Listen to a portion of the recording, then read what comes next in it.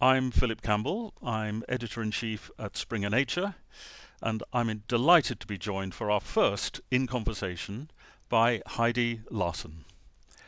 Heidi is Professor of Anthropology, Risk and Decision Science, and is the founding director of the Vaccine Confidence Project at the London School of Hygiene and Tropical Medicine. She's also Clinical Professor of Health Metrics Sciences at the University of Washington in Seattle, and guest professor at the University of Antwerp in Belgium. And in October 2020, she published a book, Stuck: How Vaccine Rumours Start and Why They Don't Go Away. So Heidi, it's a pleasure to be with you. Perhaps we'll start by you explaining what the Vaccine Confidence Project actually is and how it works in practice. Thanks, Phil, and really happy to be here today. I founded the Vaccine Confidence Project in 2010, a while ago, way before COVID, because of my earlier work with UNICEF, working in the field on the front lines with trying to roll out new vaccines. And I already started to see a growing amount of questioning and rumors, alternative thinking coming up, more than we had seen before, and it seemed to be only growing. So I left UNICEF to set up this research group to try to understand what was driving all these issues. And it's a pretty diverse group. It's genuinely multidisciplinary: political science, psychology, computer science, mathematical modeling, anthropology. But we're all focused on understanding these issues, and we've been pretty busy lately in the context of COVID. So, a key concept for what you're doing must be around demand and rejection about vaccines. And maybe you've probably got more experience than just about anyone at seeing that in practice and the factors that come into play in the demand for vaccine or the rejection of vaccines by people. So perhaps you could say a little bit more about your experience of different parts of the world or different cultures or different whatever it is, and to give a sense of the diversity of those factors. Well, they are indeed very diverse, and I think that's one of the first big learnings that we had is typically in public health, you design these mass campaigns, awareness campaigns, not just about the vaccine, but where you can get it, why you should get it. But they've been typically driven by public health and health professionals who are pretty much pushing out the information that they think is important for the public, without really much consideration for what the public is, their perceptions, their issues, their other concerns that they might have, which has become a growing issue. Historically, we've had people who just take the vaccines and, it's of course I'll take the vaccine without really questioning it. And people who, for whatever reason, were either hesitant because it was a new vaccine, or they were refusing it because of alternative religious or other beliefs, or they had some kind of underlying medical condition. What we're seeing now is that middle ground between those two is getting bigger and bigger, with a lot of ambiguity, a lot of hesitation, a lot more questioning from the public, and driven by all kinds of reasons, and increasingly political reasons, and largely because vaccine, particularly campaigns, are recommended, orchestrated, sometimes demanded by governments. So if you don't have a great relationship with government, that becomes a problem. But also, one of the newer areas we're focusing a lot of attention on is the emotional domains. People with more hope will drive them to accept, and people with fear or anger even, or distrust, are more likely to either hesitate or outright refuse. I remember studying some of the messaging around MMR. This was several years back, and there were social scientists looking at the messaging by government, by, in this case, the CDC, in relation to MMR, and they did cognitive maps of the recipients in terms of what they, by studying the recipients, by surveying them, by what they got from these different messages, and they could see that the government messages were, very dry, if you like, rather disconnected from precisely the emotions you're talking about, while the advocates for not taking the vaccine were hitting all the right emotional spots to drive skepticism, or actually more fear about what you're doing to your kids if you do this.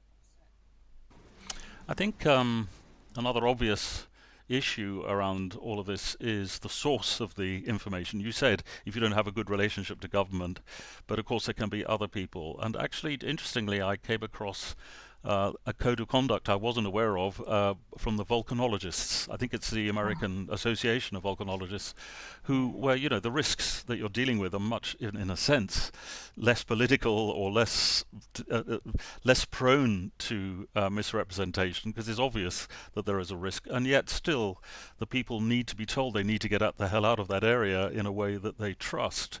And the guide includes, paying attention to the role of local religions or local cultures in a way that is not to do with government. So again, you must have seen a great variety of that. And how do you study that actually in your work? And are there any particularly notable lessons you can learn from that? Well, I think that's it's a really important insight to kind of find. I think we do need a multiplicity of voices, and I often say the immunization community needs new friends. But I think if there is a silver lining in COVID, one of the things that we've certainly seen is that it's really brought, because it affects everybody, it's really brought out a whole new mix of players.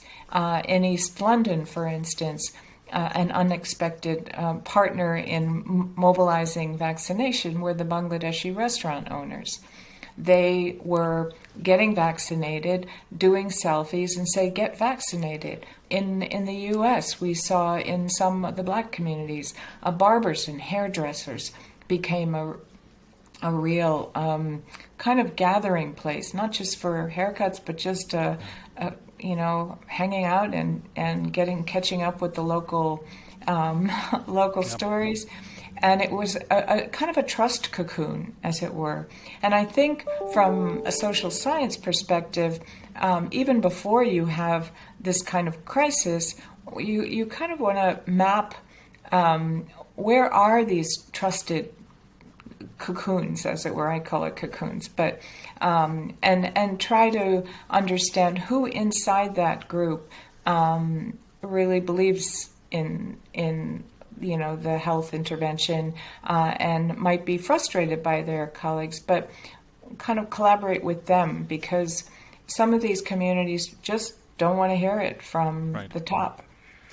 It's interesting, actually. I was talking just this very morning to someone about a different challenge, and somebody was telling me about the design of buildings where a particular architect in New York, I think, has been and maybe forgive me if you know all about this and others may already know about this, but defensive spaces where you actually, instead of having endless corridors in your apartment high-rise, you actually have spaces where 4 people have to encounter each other when they open their their apartments, or close them or whatever.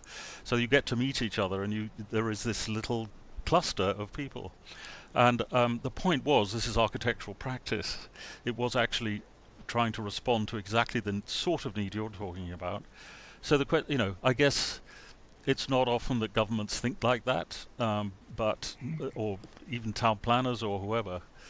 You've just articulated a need for that. Do you think that it is that consciousness of that need for community spaces is something that COVID is helping? I mean, you gave an example of where it was, but I'm just wondering if there's a bigger message about that. I think it's absolutely crucial. And one of the things that I think has come loud and clear in COVID is the importance of kind of hyper-local, nuanced networks that can support some of the positive health measures that we need to get through COVID. And I think moving forward, I've read lots of preparedness plans and commission reports after H1N1 and then Ebola and then Zika. A lot of them, I should say, were about infrastructure, were about supply, were about hospital resilience, about business resilience.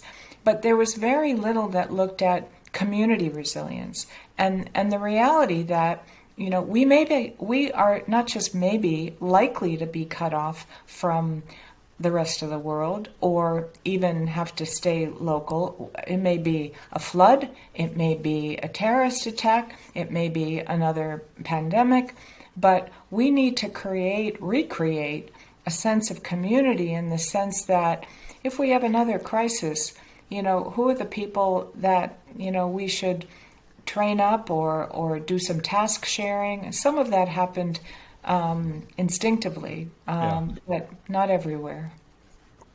So I can't resist asking an editor's question or publisher's question for that matter. It's important that the influence of academic research on practical problems gets documented. Yeah. So in all of those interactions, what about all of that gets documented?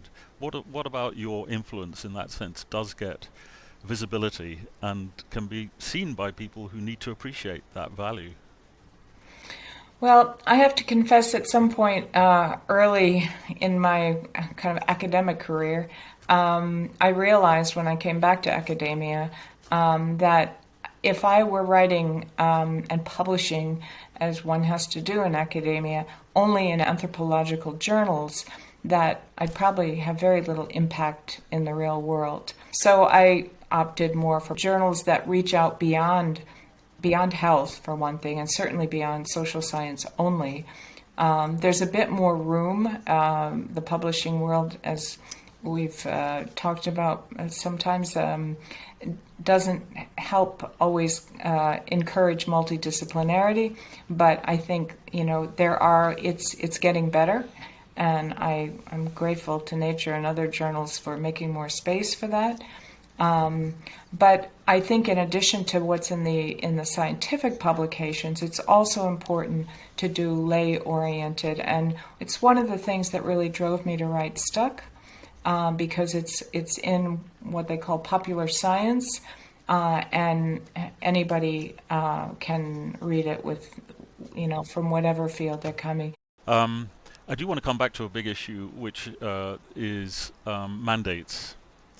So there's been a lot of debate over that at every level for all sorts of reasons, actually.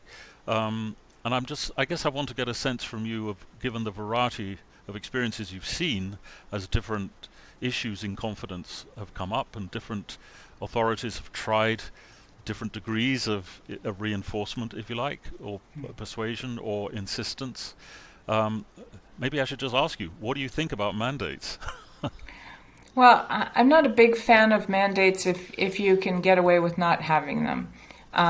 Because one thing we've learned in risk communication in general is the more people have some element of choice, of voluntariness, they're going to feel more respected, more engaged, more participating in it than if they're told what to do, now more than ever.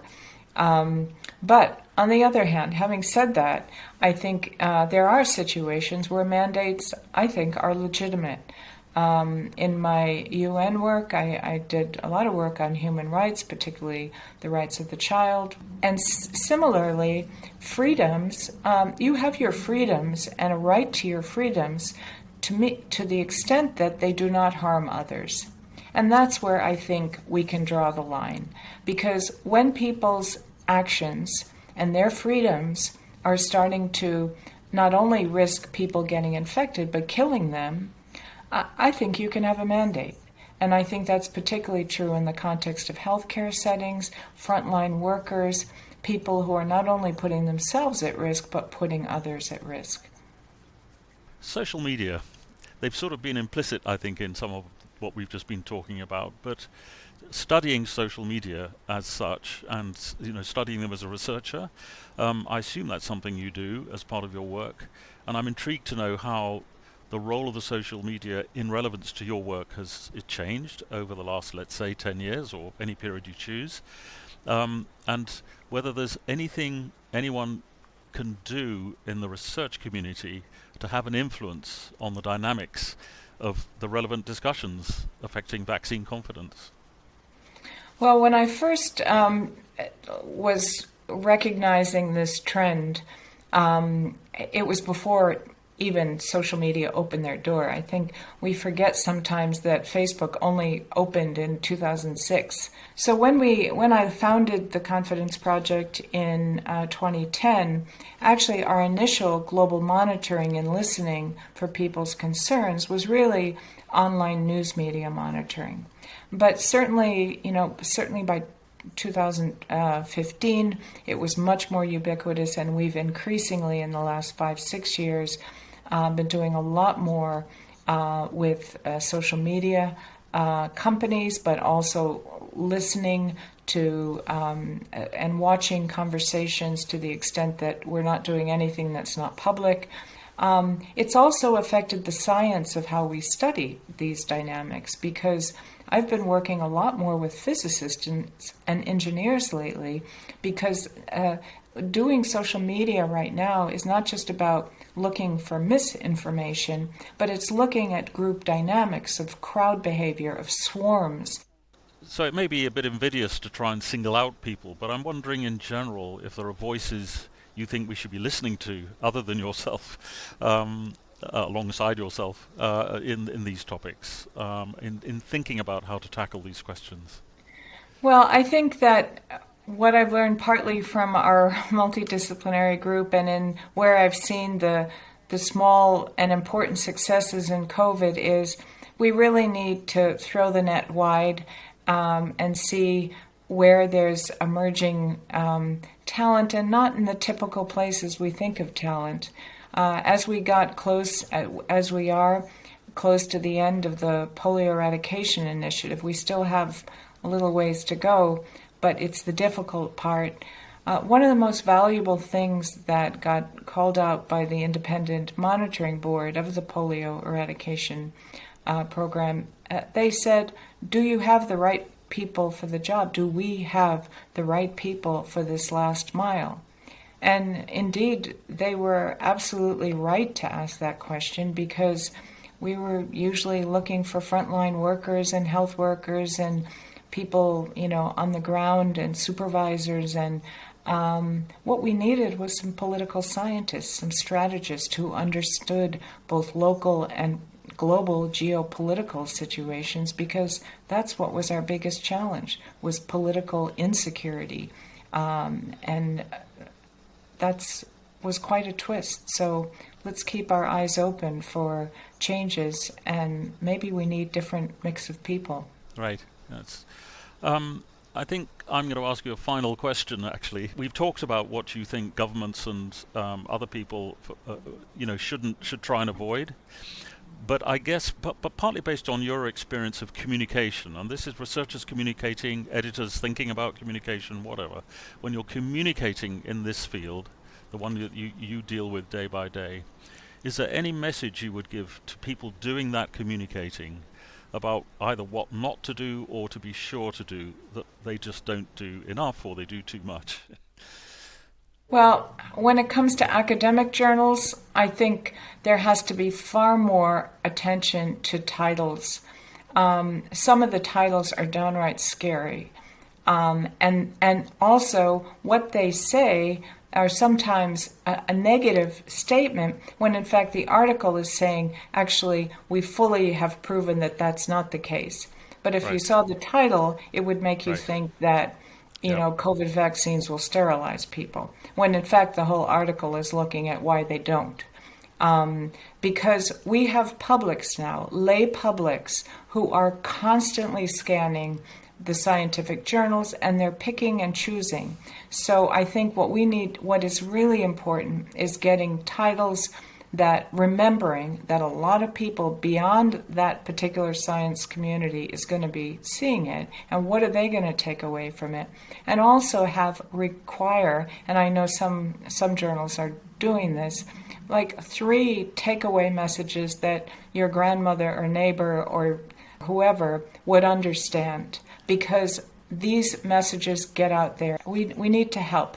So Heidi, we've been able to have some conversations in the past, and this has been no different from them. They're always interesting, always refreshing, always open. I just want to thank you very much for helping us set off this series of conversations, and thanks for your wisdom and your insights. Well, it's a real pleasure to talk to you. Thanks so much.